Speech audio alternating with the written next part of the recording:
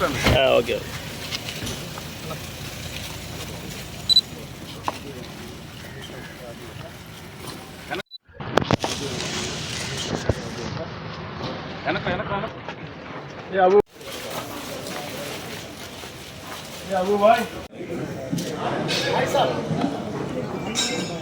కూర్చో సైడ్ కూర్చో, కొంచెం సైడ్ వచ్చేయమ్మా. నమస్కారం. ముస్లిం సోదరులకి త్యాగానికి మౌలికమైన బక్రీద్ పండుగ. ఆ బక్రీద్ ఈ నెల 17వ తేదీ బక్రీద్, త్యాగానికి మారు పేరు బక్రీద్.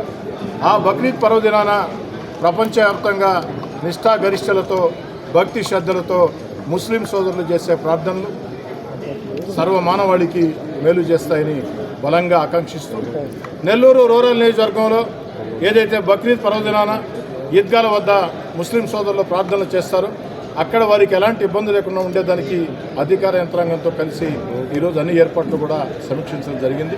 కమిషనర్ గారు, ఆర్డీఓ గారు, ఇతర అధికారులు.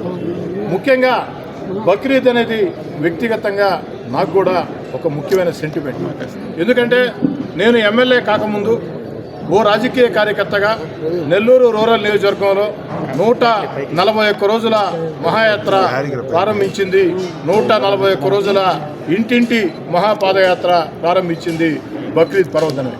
ఆ బక్రీద్ పర్వదినాన నేను ప్రారంభించిన 141 రోజుల ఇంటింటి యాత్ర నా జీవితంలో మరుపురాని మధురమైన ఘట్టం.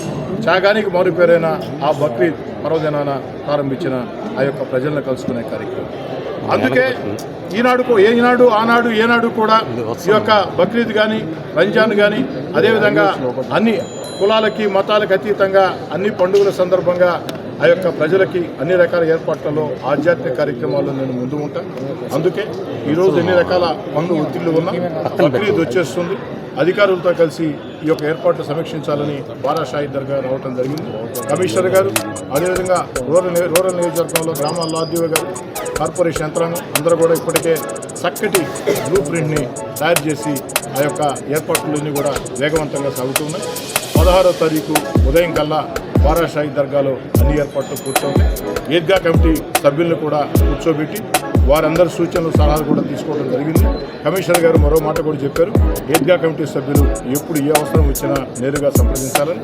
దానికి కూడా వారికి ప్రత్యేకంగా ధన్యవాదాలు మొత్తం కూడా తెలియజేసుకుంటూ ఈ యొక్క బక్రీద్ ప్రార్థనలు అద్భుతంగా, మహోద్భుతంగా, భక్తి శ్రద్ధలతో, నిష్ఠాగరిష్టలతో అన్ని రకాల సవ్యంగా జరగాలని ఈ యొక్క బక్రీద్ పర్వదినాన ఈద్గాల వద్ద ప్రార్థనలు చేసే